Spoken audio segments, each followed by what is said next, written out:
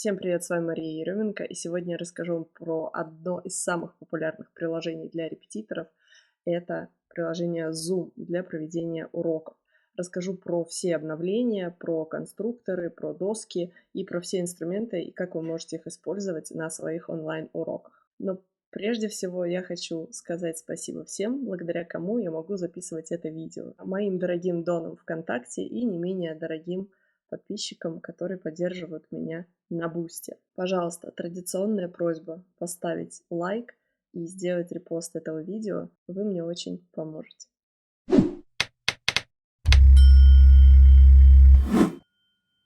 А теперь переходим непосредственно к приложению. И Zoom обновился на этой неделе, как мы знаем, и теперь тут есть новые функции. Начнем с того, что мы начнем просто новую конференцию. Первое, что появилось, это новая функция демонстрации экрана. Если мы нажмем на эту кнопку, вы увидите новые возможности, которые дает нам веб-камера. И здесь мы можем увидеть это при компоновке. Первая компоновка – это просто вывести экран на доску ученика, и, соответственно, ученик увидит это окно, как это раньше и было. Следующий момент, вы выводите экран, плюсом вы выводите свою миниатюрку. При том, что миниатюру можно передвигать и направлять. Если бы у меня камера сейчас работала с большого монитора, то, естественно, я бы смотрела вот так, и все это бы выглядело адекватно и красиво. Так я немного боком. Далее можно разрешить совместный доступ к звуку при трансляции и оптимизировать для видеоклипа. Следующая функция – это когда вы и когда экран, но экран можно настроить. То есть вы можете схватить данный элемент, растянуть его и передвинуть куда вам необходимо. Также можно настроить фон, который будет появляться за вашей трансляцией. И, конечно же, вы можете передвигать и двигать себя. И последняя функция – это вывод целиком камеры, то есть задний фон не обрезается. Вы также можете менять размеры, можете разместить себя куда-нибудь сюда и вывести крупным планом то, что вы хотите демонстрировать. Можно менять фон. Как вы видите, фон сохраняется на протяжении всех видео. Можно написать, чтобы без фона, например, и выбрать что-то вот из предложенных вариантов.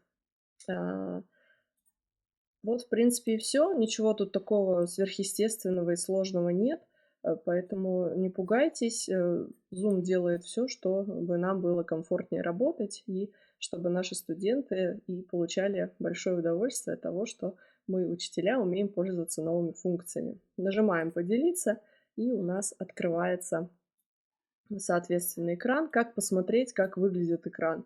Выводим вот эту панель и кликаем на вот, на вот эту стрелочку, да, которая у нас здесь нарисована. Вот появляется такой у нас экранчик, и, соответственно, мы можем смотреть, как выглядим мы на экране. Далее переходим к функции чата. Хотела бы обсудить с вами функцию чата и вообще показать, как работает чат и какие там есть преимущества.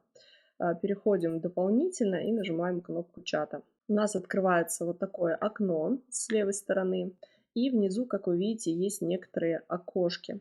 Эти окошки, соответственно, что-то дозначат. Первое, что мы можем делать, это писать просто сообщение в чат и отправлять его. За моей фотографией не видно сейчас, за моей иконкой. Каждое сообщение вы можете настраивать. То есть если вы нажмете на вот этот вот Т с карандашиком, то, соответственно, у вас откроется панель, которую вы можете использовать для того, чтобы настраивать ваши сообщения. Например, вы хотите сделать акцент, то есть сделать его жирным или выделить как-то цветом. Вы хотите, чтобы это запоминалось или как-то выделялось. Соответственно, вы можете это использовать. Также здесь есть 3 точки. Можно уменьшить отступ, увеличить отступ, вставить цитату и сбросить стиль. Далее можно отметить параграф, заголовок, то есть изменить размер шрифта. Можно также изменить размер шрифта, используя вот эти переключатели маленький, средний, большой, а также используя ссылку, да, можно это слово сделать ссылкой и, например, там, выводим на какую-то ссылку. Все, слово превращается в этот, и отправляем уже в сообщение, и студент уже сможет перейти, кликнув по ссылке. Что также может сделать студент, либо тот, кому вы отправили сообщение? Он может дать на него ответ, то есть я сама же могу дать ответ на свой вопрос, на свое сообщение. Я могу добавить реакцию, то есть мне понравилось, не понравилось, и также мы можем удалить данное сообщение. Также студент либо ученик может дать ответ также здесь в виде эмодзи, либо можно добавить также какой-то файл с компьютера, например, с Google диска или с компьютера. Давайте посмотрим, как это выглядит. Вот, например, я добавлю картинку и нажимаем «Отправить». Все, и картинка у нас отправляется непосредственно к сообщению, которое мы здесь разместили. Это очень удобно, то есть у вас сохраняется как бы связь вот этого общения. В принципе, наверное, здесь все. И последняя функция – это снимок экрана, которую вы можете, кликнув, и нажать, например, на снимок, и, соответственно, можем даже включить демонстрацию непосредственно этого снимка экрана. Вот мы сделали фотографию и отправили студенту. Нажми вот там на эту кнопку, например, получишь результат. Да, там вот так вот показали ему и, соответственно, получили результат. Это был чат, про который я хотела вам рассказать. Я считаю, что он такой достаточно интересный инструмент, которым мы не особо часто пользуемся. Следующая функция – это функции доски сообщений в Zoom. Давайте посмотрим, где, во-первых, она находится. Она находится вот здесь вот, в нижнем правом углу. Я сейчас вот так ее выделю. Вот она, эта доска сообщений. И мы, соответственно, можем ее настроить. В первую очередь мы можем дать доступ. Кто может включить демонстрацию доски экрана? Соответственно, это может быть сделать только организатор, либо все участники. Кто может создавать новую доску сообщений в конференции? Все участники.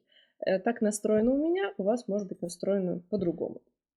Для того, чтобы запустить доску сообщений, мы кликаем либо на доску сообщений, либо идем в демонстрацию опять экрана и выбираем уже здесь доски сообщений.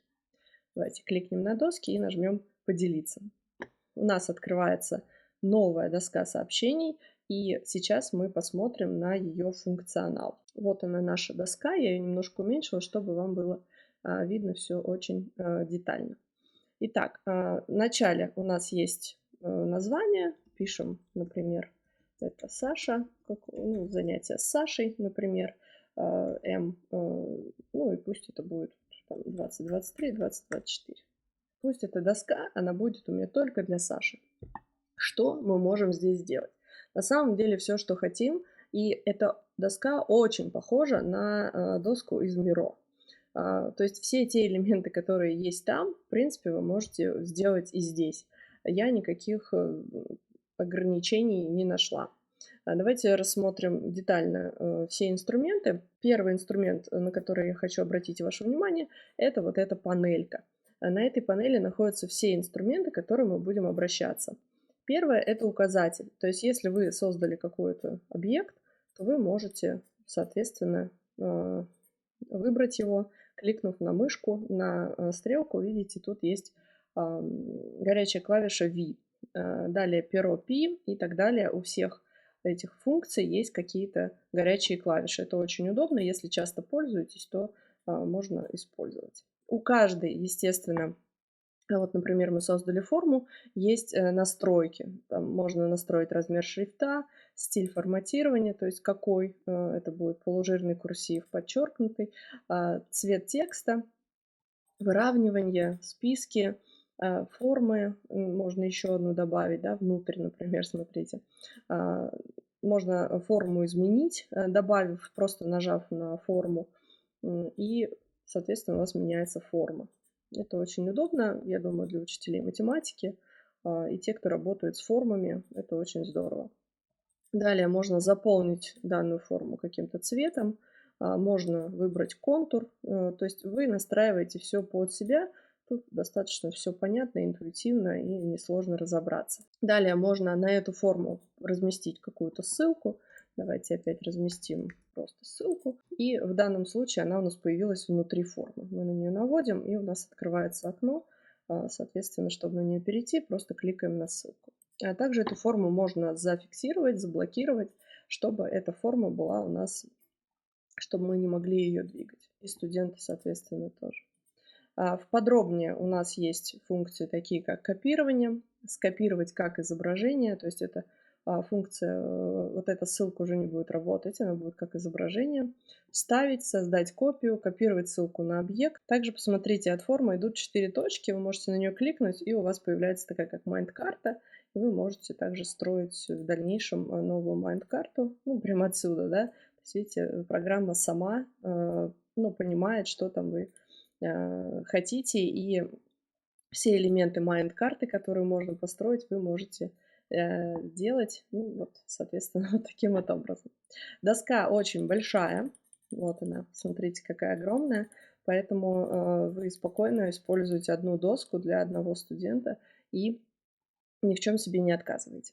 Далее идет функция перо. При помощи пера вы можете что-то рисовать. Если у вас есть планшет, вы выходите с планшета с учеником в Zoom. Это очень удобно, потому что у вас есть, конечно же, какой-нибудь стилус, если вы работаете репетитором, и писать, объяснять что-то вообще супер удобно. Текстовыделитель, ну, соответственно, это маркер.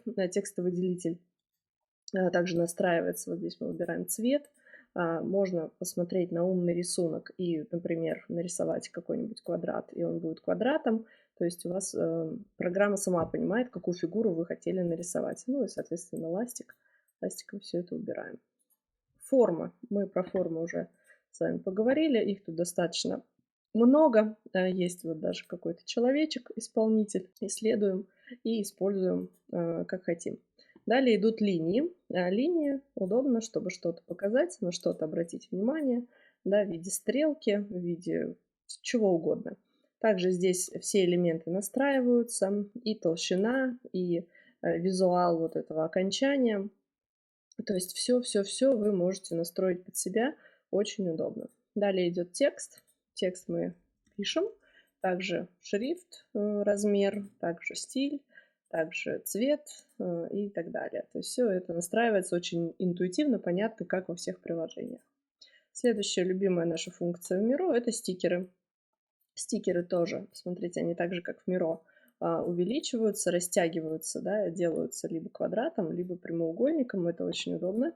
Можно добавлять эмодзи к стикерам и размещать какие-то тоже дополнительные задания, либо что-то просто на экране закрывать, что тоже очень удобно. Далее идут комментарии. Комментарий можно, опять-таки, дать абсолютно любому объекту на доске, и таким образом вы сможете общаться с детьми, опять-таки собирать какие-то фидбэки и так далее. Если вы хотите создать кадр, как это называется кадр, но это обычно рамка, да, и она называется фрейм, мы делаем фрейм, создаем, и уже все элементы размещаем на этом фрейме для того, чтобы как-то структурировать свои уроки. Как вы помните, вот в Miro тоже это все дело есть. Если мы помещаем все объекты во фрейм, вот здесь, например, то уже непосредственно, когда мы будем двигать фрейм, он будет у нас двигаться, да, то есть у нас ничего не потеряется. Поэтому здесь мы можем этот урок, мы можем эту рамку, например, заблокировать, чтобы она у нас не двигалась. И таким способом мы можем структурировать свои уроки, что очень и очень удобно. На эту рамку также можно копировать ссылку на объект и разместить ее, например, в комментариях, либо в примечаниях куда-нибудь вот к уроку. Следующая функция – это шаблоны. Шаблонов тут достаточно большое количество. Вы можете выбрать что-то интересное для себя. Может быть, придумать какие-то игры. Вот карта событий, можно использовать дорожная карта. Да, все что угодно на самом деле. Просто посмотрите, поинтересуйтесь, что здесь есть. Вот, можно еженедельный план здесь составить для студента, чтобы он знал заранее, что его ждет. Канбан-доска люблю очень. И, соответственно, это все такое визуальное. И мы видим, какой прогресс и что мы сделали, например, за неделю, за месяц, за год. Далее идет функция, которая называется «Отправить файл». На самом деле это загрузка. Загрузка любого документа из нашего компьютера. И вот смотрите, я загрузила изображение, и, соответственно, я его вот сюда вот хочу разместить. например, и вот таким образом пусть оно у меня здесь будет. Я могу его обрезать, я могу его скачать, я могу изменить его размер, то есть настроить процентовку. Могу посмотреть на цвет, эта рамочка будет, и заблокировать. Все. Далее у нас идут настройки по вот вперед, на задний план, на передний план. Это тоже работа с изображениями, очень-очень удобно. Также целую вот эту доску вы ее можете вот так выделить, и вы можете ее экспортировать. Экспортировать ее можно в PDF, либо в изображение PNG. А далее давайте посмотрим на функции, которые у нас вот тут вот наверху. Здесь показывается облачко. Облачко — это значит, что у нас эта доска сохранена. Далее эту доску можно добавить в избранное. Я сейчас покажу, где смотреть все избранные доски, да и вообще все доски. Можно нажать на подробнее и посмотреть различные тут настройки. Доска, перенос доски в проект, удалить доску, заблокировать, переместить в корзину. Ну, то есть, если вы уже не пользуетесь.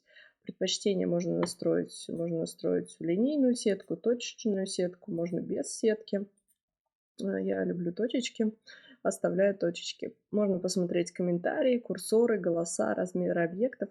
Ну и, соответственно, можно экспортировать изображение PNG, PDF, и можно еще, видите, CSV файл в Excel скачать. Можно очистить содержимое, очистить реакции, например. Да, очистить. Но у нас тут реакции не было, поэтому здесь чистить нечего. Можно также открыть эту доску в браузере, и, в принципе, тут все. Далее мы можем перейти в настройки, можно включить презентацию, и, соответственно, у нас вот фрейм, и вот он у нас, хоп, появился. То есть все фреймы у вас будут, соответственно, в презентации идти один за одним, и будет очень удобно показывать то, что вы подготовили для урока. Далее у нас идет таймер. Это очень удобная функция. Мы включаем таймер и поехали. То есть таймер, без таймера мы не работаем. Таймер — это очень здорово. И то, что он здесь вшит, это просто must have. И моя любимая указка. Указка — это очень удобный инструмент. Вы делаете какие-то пометки, рисуете, говорите: ну давай же, вот сюда посмотри, и так далее. И она у вас автоматически сама исчезает. Это очень удобно, и это очень круто. Далее панель комментариев, но это все комментарии за урок, которые вы будете видеть. Далее у вас здесь есть внимание на меня, то есть у учеников, которые будут на вас смотреть, у них будет экран передвигаться, если вдруг они куда-то ушли, на вас, то есть на то место, где вы сейчас находитесь.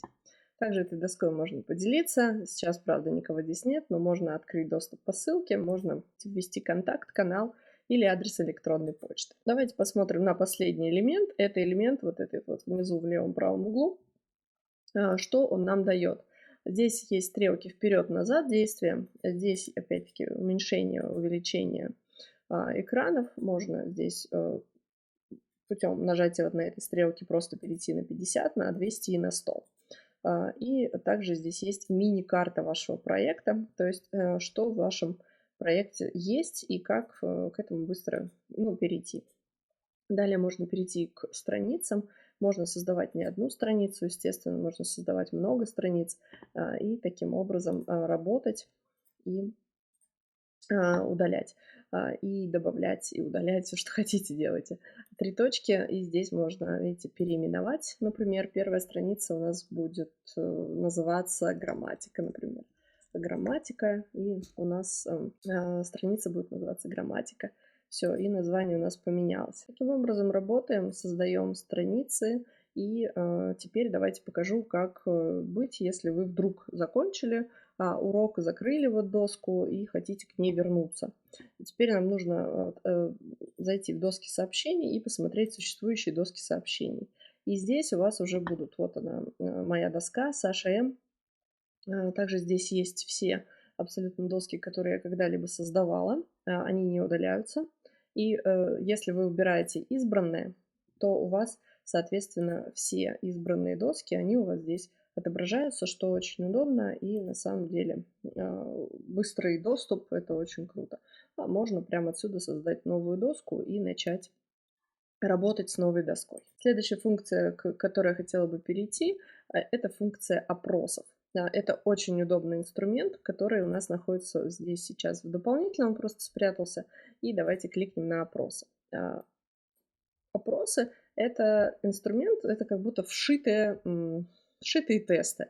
И эти тесты, они также здесь все сохраняются. То есть вы можете заранее подготовить для студента какие-то задания и, соответственно, создать вопрос и дать ему в конце урока и получить прекрасную обратную связь. Давайте нажмем плюс и посмотрим, как же это все работает. Во-первых, здесь есть несколько вариантов тестов. Это один вариант ответа, несколько вариантов. Установите соответствие и укажите порядок. Прекрасно. Этого, в принципе, вполне достаточно. Также есть краткий ответ, полный ответ и заполните пропуски. Также есть шкала оценок. Классно. То есть здесь вообще вот все варианты, которые нужны, в принципе, для работы. Ну, давайте быстро пробежимся по каждому. Итак, первое, мы пишем вопрос для заголовка. Потом мы делаем какой-то выбор 1, выбор 2.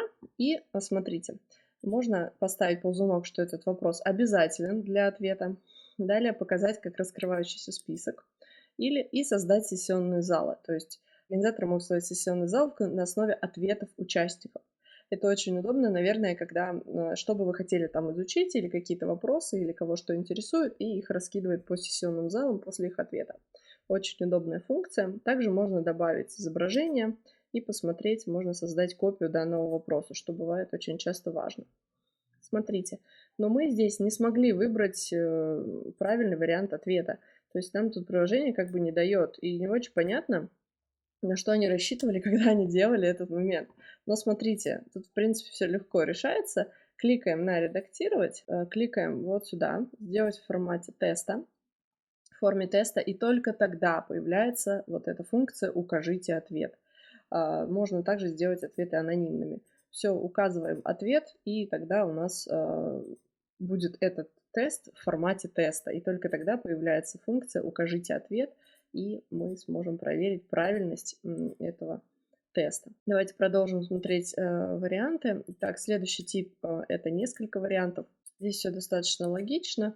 Здесь можно выбрать несколько вариантов ответов, и несколько вариантов будут правильными. Кликаем «Указать ответ» и кликаем, что оба ответа правильные. Следующий тип вопроса – это «Установите соответствие». И, соответственно, у вас есть подсказки, у вас есть ответы, и указать ответ. Здесь можно, соответственно, выбрать правильные варианты ответа, что очень удобно и хороший тип задания. Следующее – укажите порядок. У нас идет какой-то порядок, строки, столбцы, и мы можем также указать ответ. Например, здесь такой, здесь такой, здесь такой. Следующее – добавить вопрос. Это краткий ответ, ну, что логично, да, 200 символов. Делаем какой-то вопрос, делаем его, наверное, обязательным тоже. И, соответственно, мы получаем потом какой-то ответ. Заполните пропуски. Давайте посмотрим. Вопрос без заголовка. Пропуски. Напишем «Мама мыла раму». И давайте нажмем пропуск и указать ответ. Пропуск 1 будет раму, например, мама. И сохраняем. Подождите, но здесь нам нужно изменить. И в последнем, вот где мама мыла раму, нам нужно отредактировать, конечно. Итак, у нас было раму, это был первый пропуск. Мама мыла раму, а второй пропуск у нас был, где мама. Вот, получается, мама мыла раму. Давайте посмотрим ответ. Мама мыла раму. Да, и тут нужно будет вписать. Все работает. И еще один тип вопроса. Какой у нас там шкала оценки? Поставьте оценку от 0 до 10. То есть здесь у нас мы просто собираем фидбэк по участникам. И это очень удобно для того, чтобы просто, может быть, спросить, как настроение, да, или как вы освоили данную тему и так далее и тому подобное. То есть это очень удобный инструмент опроса и теста. Рекомендую пользоваться, чтобы продуктивнее как-то интерактивчик ввести и не выходить никуда за рамки Zoom. Это вообще супер. И последнее, на что я хотела вам сегодня обратить внимание ваше, это при демонстрации экрана у нас есть возможность включить панель комментирования. Вот, комментировать. И эта панель, она у нас, в принципе, она у нас повторяет все те элементы, которые есть на доске, Но в данном случае мы можем работать уже непосредственно с каким-то текстом, материалом. И, например, если вы хотите ну, написать, там, вставить слова в пропуски, да, в учебники, то здесь это все прям очень интуитивно, классно вписывается. Какое-то слово, например, вы хотите вставить и проверить, и чтобы у вас это все еще сохранилось, да. То есть текст мы нажимаем там слово "два", например, и так далее. То есть у вас идет работа непосредственно прям на тексте. Также здесь есть указка, и у вас указка за вами следует. Также здесь можно ставить стрелочки, и обращать внимание на а, какие-то слова в тексте. Далее у нас есть ластик. Мы это все дело можем удалить, слова поудалять, да, и так далее. Можно сохранить все то, что вы написали, и, соответственно, передать доступ можно ученику даже, да, и чтобы он смог что-то сам написать, а вы смогли бы это увидеть.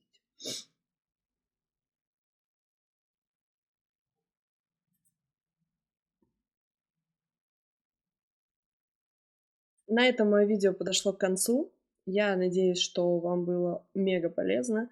И поставьте лайк, репостните это видео. И до новых видео. Пока.